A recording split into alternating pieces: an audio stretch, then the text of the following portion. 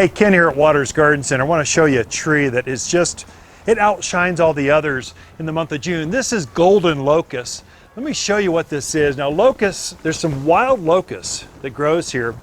This plant, the new growth comes out in this beautiful gold color.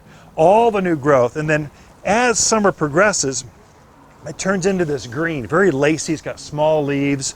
It means it's very frugal on water. Takes the wind like no other tree. Gets up about 30 feet by about 25 feet wide. Great umbrella shaped. You just want to have a glass of wine, have dinner with friends underneath the shade of a golden locust tree. But in the fall of the year, it turns back into this beautiful gold again. It's just got everything you want from a shade tree in the month of June. It's a companion plant that we feature here at Waters Garden Center. I guarantee you plant a golden locust in your yard, you're going to love your backyard again.